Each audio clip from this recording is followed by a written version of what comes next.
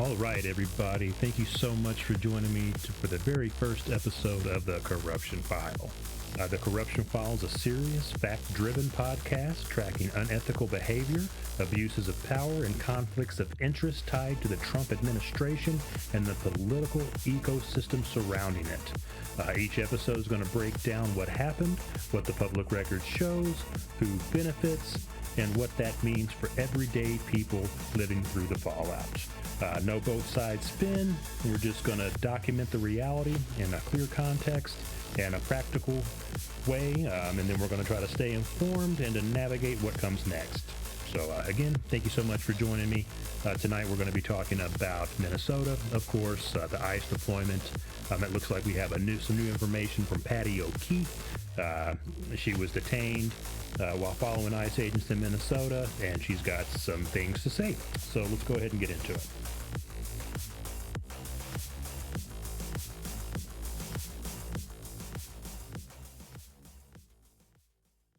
All right. Thank you again for joining me this evening. Sorry, it's kind of getting late. It's been kind of a hassle getting all this put together. I'm still not quite sure if it's all set up correctly, but, we're going to see. It's a work in progress, so bear with me. Again, thank you for joining. So, before January 7th, multiple outlets described a major federal surge in the Minneapolis Twin Cities area, tied to intensified immigration operations, with PBS characterizing it as the largest immigration operation ever, per ICE. So that was before January 7th, and then unfortunately we do know that on January 7th, Renee Nicole Good was fatally shot in Minneapolis during an ICE-involved incident. We've all seen the video. It's all over the news. It's all over social media. Currently, the FBI is investigating. As of now, they are keeping the state and local officials out of the investigation, which is problematic, for multiple reasons. But the biggest, I feel like, is, the president coming out, he's saying that Renee Nicole Good was a domestic terrorist. And then you've got J.D. Vance coming out and saying that, making public statements about ICE being able to act with impunity. So, what the fuck does that mean? From what I'm gathering, it looks like it means they can go out and shoot a woman 3 times in the fucking face and get away with it. But we're going to try to keep it as factual as possible here. That hasn't been, determined yet. We'll see how the story develops over time. So there is some investigation friction as of January 8th and the 9th. Reporting cites that Minnesota BCA is saying it is not conducting a use of force investigation without full access to evidence and witnesses, while noting the FBI is leading the investigation. So again, we'll just see how that goes.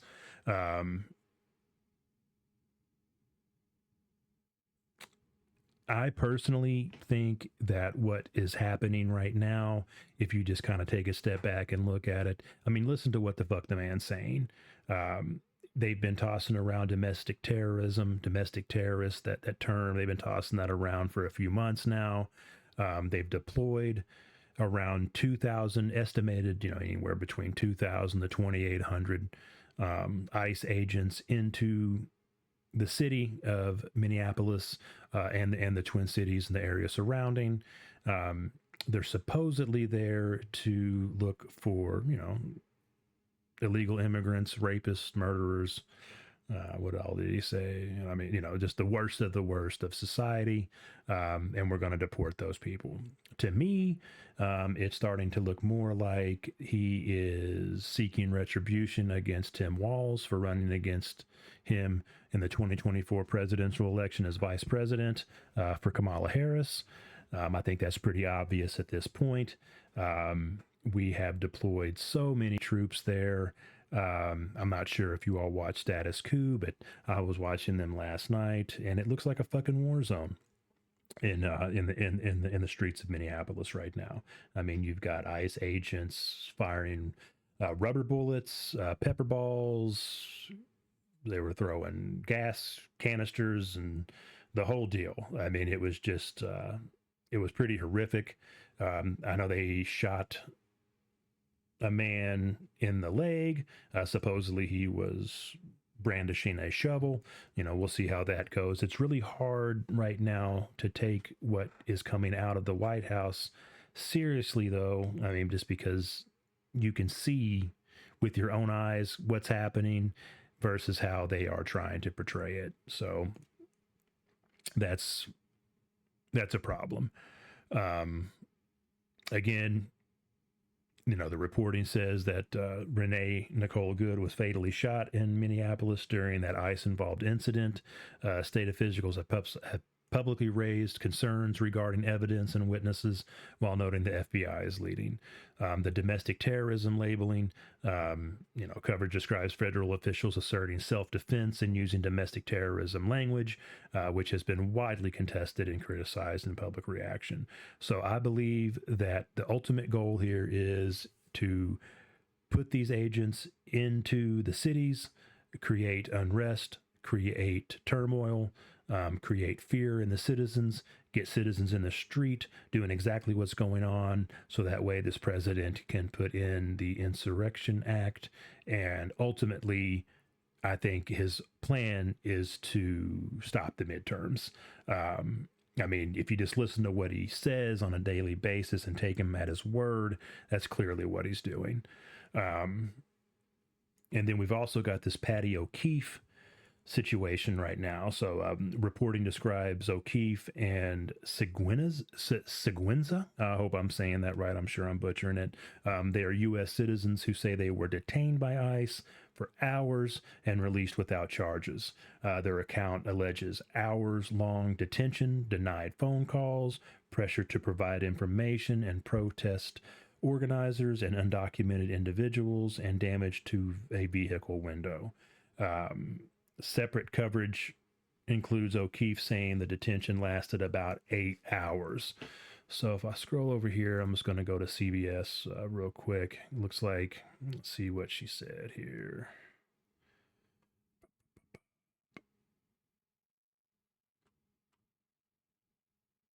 So a bystander told CBS News the man arrested was driving by when he was stopped. How many agents do we have there? With their pepper spray in hand, ready to attack us? We're on the streets, they say.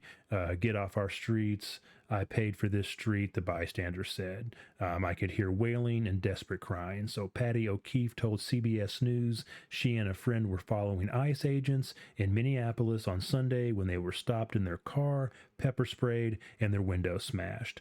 In a video, the federal officer is heard yelling to O'Keefe and her friend from outside their vehicle that they were under arrest for impeding operations. That seems to be the way they go. If you're following them, you're automatically impeding their investigation. And from what it seems like, they can just absolutely fucking murder you for it. They were taken into the BH Whipple Federal Building in St. Paul. The 3 ICE agents that were in the car, this is the direct quote from O'Keefe. So it says, the 3 ICE agents that were in the car with me immediately started taunting me, O'Keefe said. The driver said the car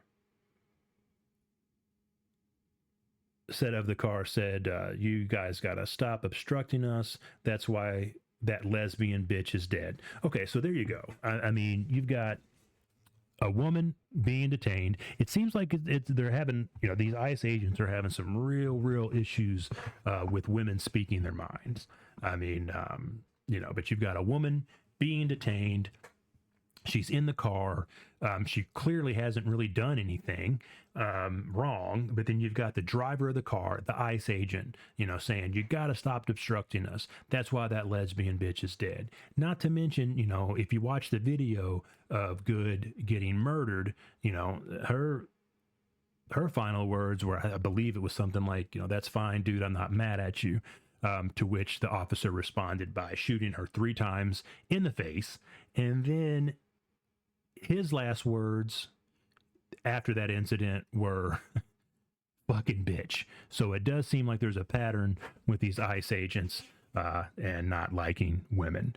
O'Keefe said she was held for 8 hours before being released without charges. So from my cell, I could hear wailing and desperate crying of people in the facility, she said.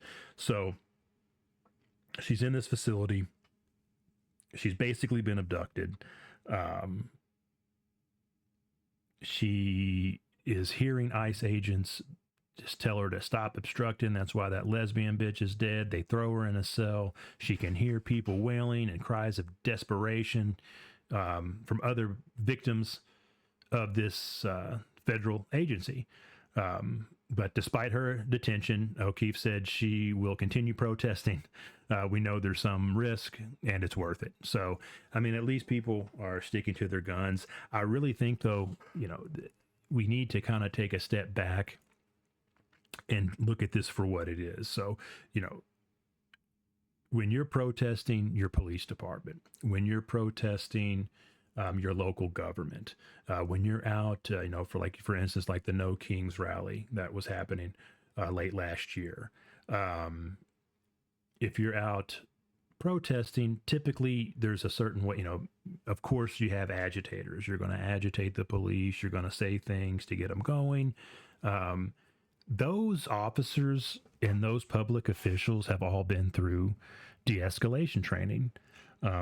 They're trained for those situations. They are trained how to handle people being in their face, screaming obscenities. They're trained on how to handle situations to where people are driving vehicles towards them. ICE agents are not. I mean, from recent reporting, I believe they said 50% of the ICE agents right now failed their written exams. So, I mean, you're not dealing with the brightest and bravest of society, I don't think.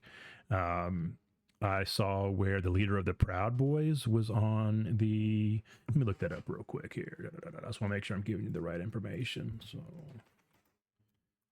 Proud Boys and ICE. Okay, so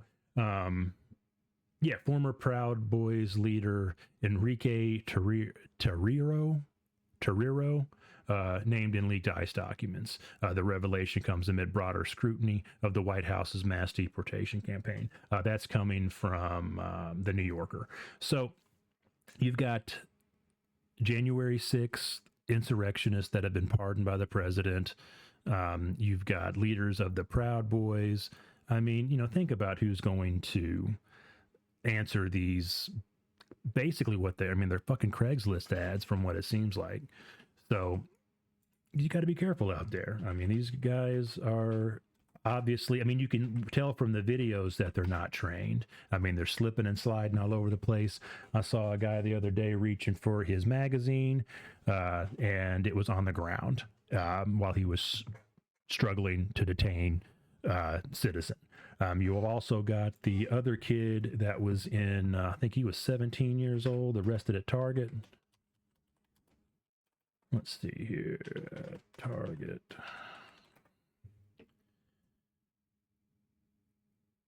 So this is from Newsweek. U.S. citizen aggressively detained by CBP while working at Target. That kid was thrown into a vehicle. They basically beat the shit out of him and then dumped him at a Walmart parking lot a mile away. If you've seen that video, you know how horrible that was. So we've got some real problems here. And then now you have the president coming in with the Insurrection Act, threat versus action or whatever. So let's take a look here. So the threat came today. So it's like the president of the United States is responding to the protest in Minneapolis and throughout Minnesota by saying that he is going to invoke the Insurrection Act. First of all, a threat to invoke the Insurrection Act is not the same thing as invoking it.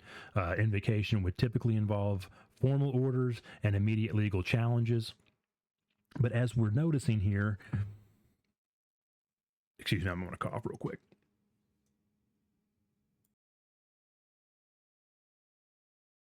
as we're noticing when it comes with anything Donald Trump, I mean, the guy is pretty much operating without any consequences. I do not think that our current legal system is working. I think that we are in deep shit.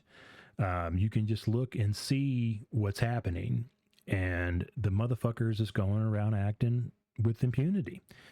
He has had absolutely zero repercussions for anything that he's fucking done since he's been in public office. I mean, for God's sakes, January 6th, come on, let's get real. The plausible effects to frame as scenarios, not predictions. So that would be like increased perimeter security, heightened risk of mass arrests, or mistaken identity detentions, and fast moving federal state legal conflict.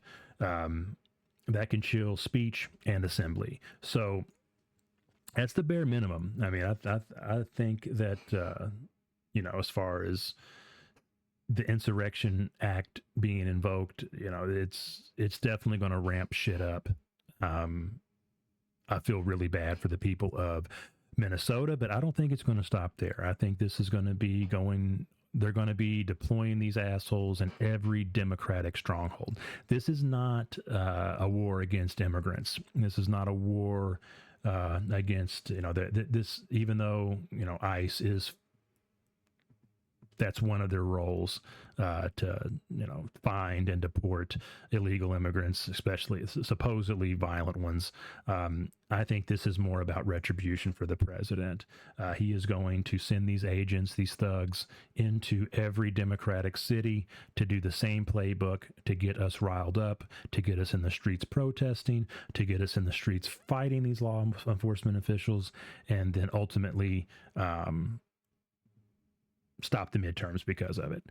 Speaking of the midterms, here are some implications. This is just an analysis, but if the rhetoric continues, it can center midterm debate on law and order versus civil liberties and oversight, intensifying polarization through insurrection language, and turn Minnesota into a national symbol for federal power and accountability. That's what he's doing. I mean, he is going to use them as the base starting off point to see how far he can push it. He's been doing it for the past year. I mean, he was in Chicago doing this shit, Portland, and yeah. So that's where we're at with that. Let me just see what other possible. Let's see here. So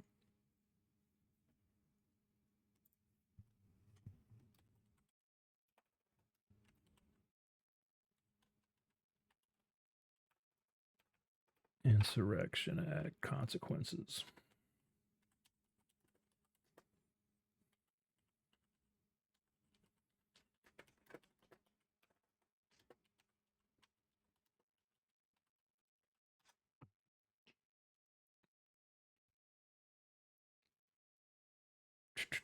Okay, so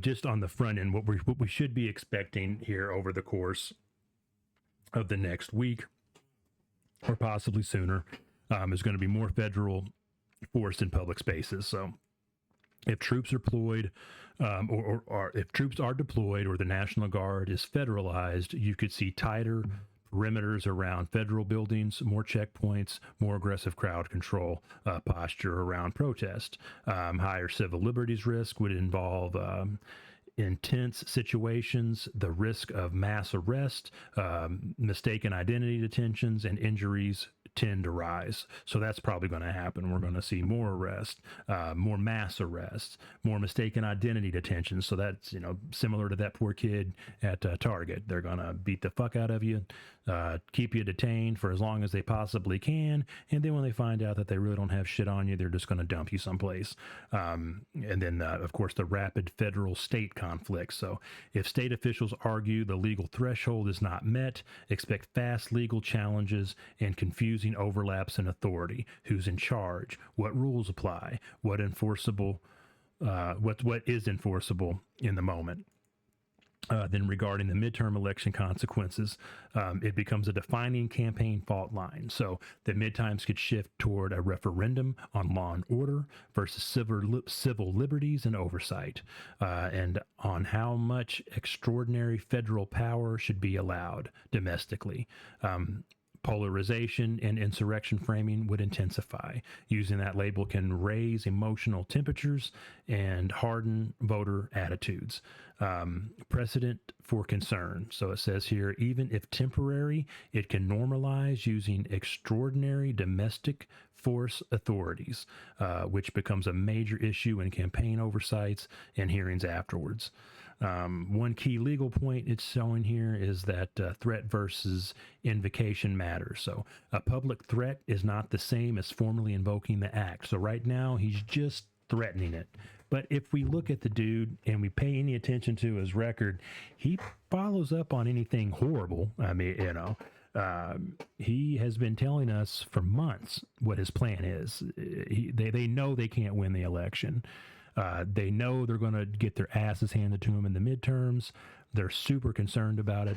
And that's another thing, like everyone in his administration is accountable.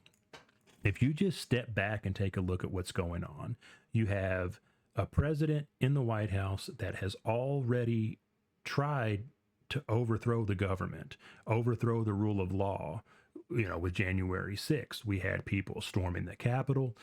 We had people busting through the windows of the Capitol building, beating the shit out of police officers, killing police officers.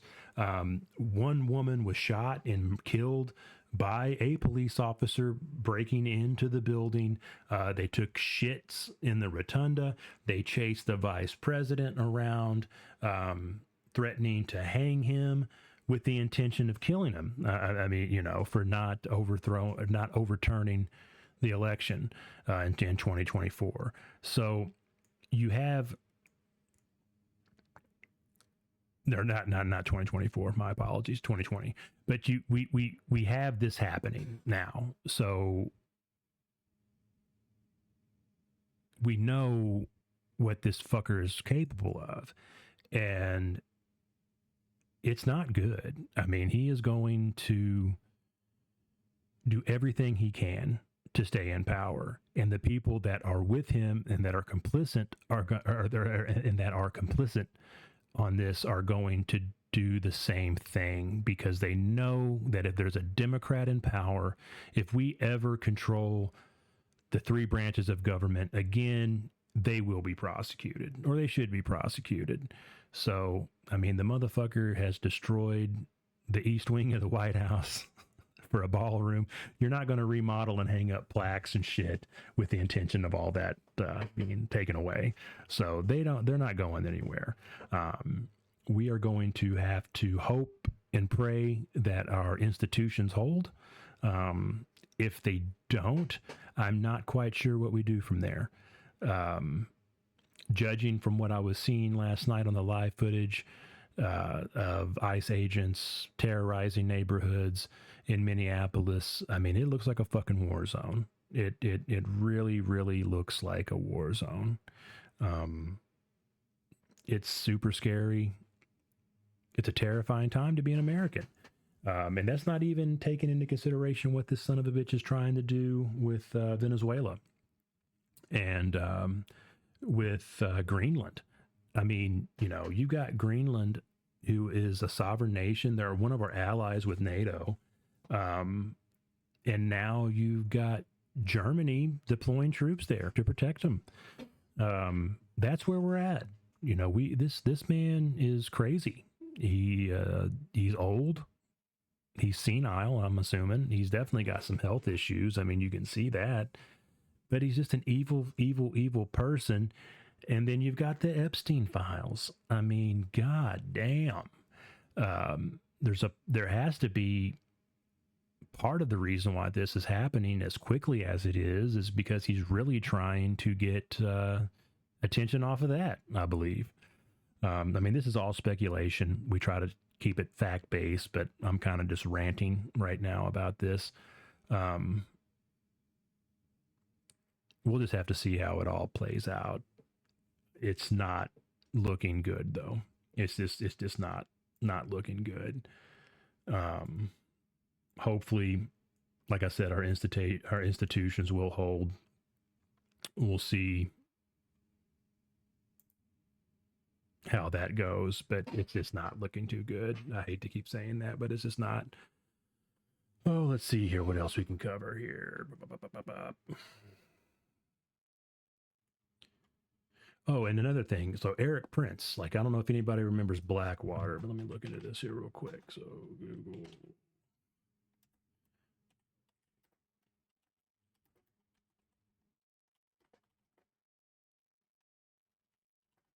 So Eric Prince was one of the founders of the private military contractor Blackwater. They were in Iraq.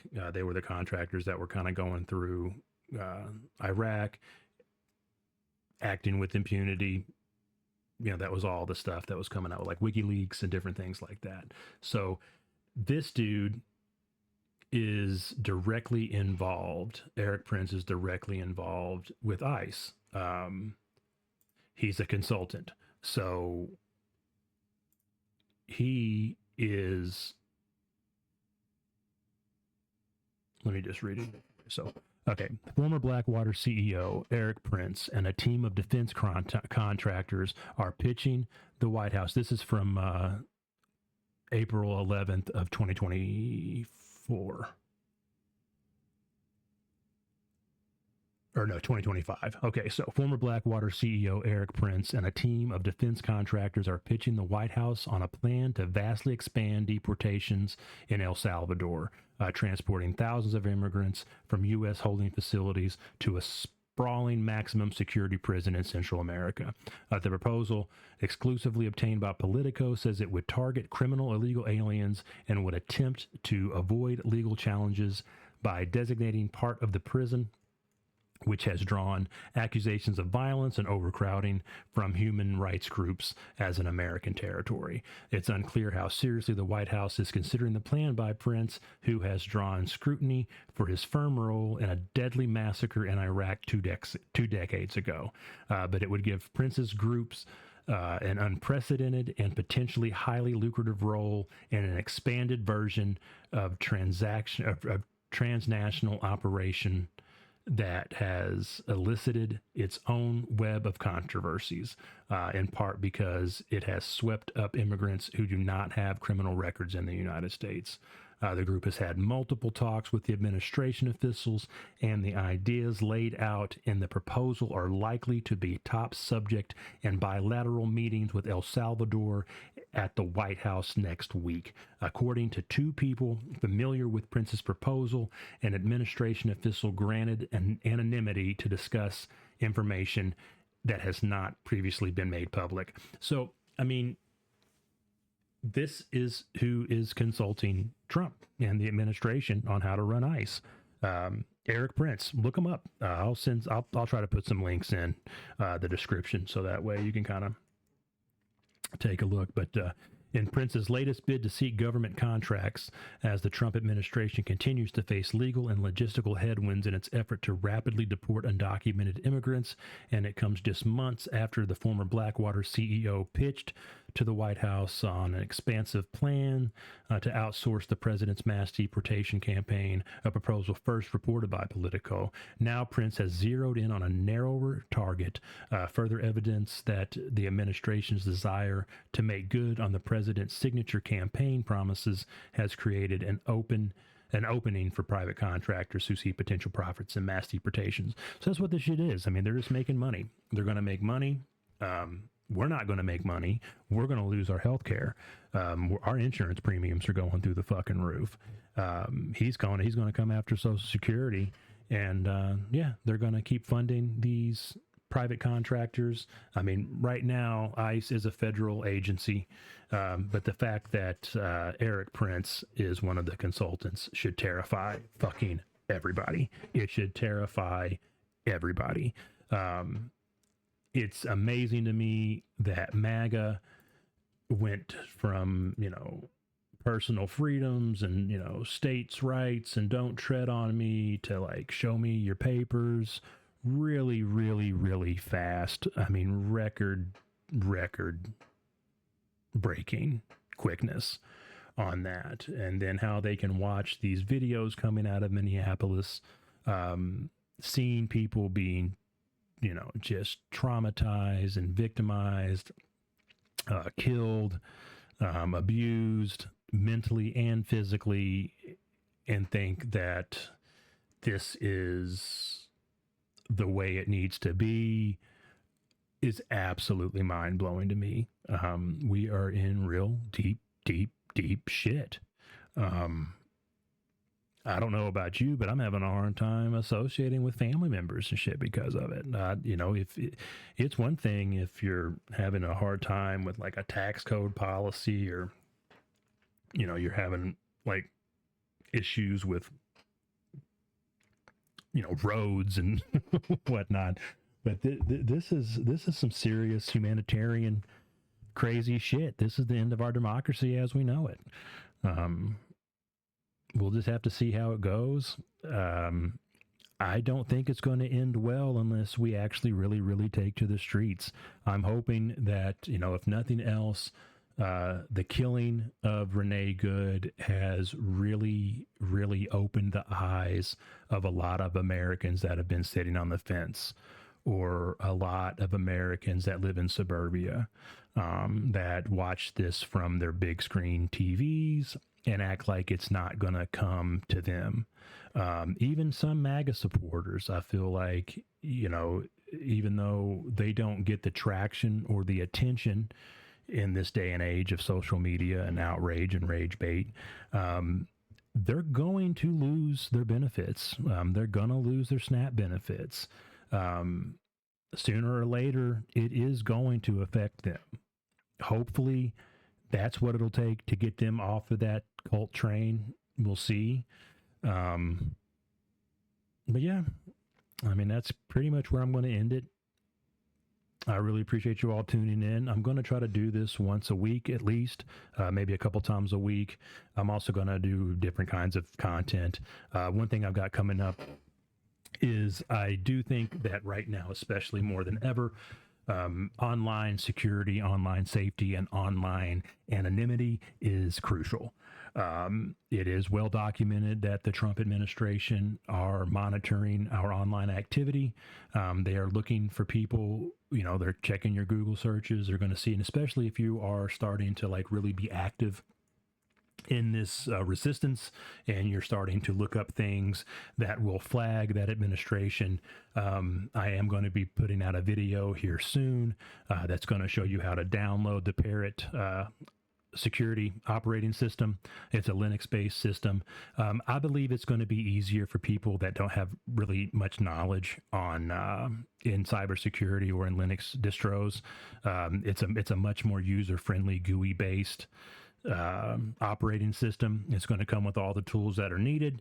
I'm going to show you how to download that either to a USB, so you can just boot it from a USB on any computer, or if you want to run virtual machines, we'll have that in there as well. But basically, it's just going to show you how to use the Tor network, a non-surf, different things, disabling IPv6, and we'll go through that. It'll be a detailed instruction. Just so that way, when you are online and you are looking for information, you're doing it in a safe way. I mean, nothing's 100% safe, but I feel like that's going to help out quite a bit. If you all have any topics that you want me to cover, I'm definitely willing to do that. Just let me know in the comments. Let me know, you can DM me on Instagram, Twitter, Blue Sky. I would much rather use Blue Sky if possible. It's just X is kind of where people are at. So I do have an X account, had my Instagram. But yeah, let's just try to make this happen. We'll see how things go. And yeah, stay safe, guys. And gals.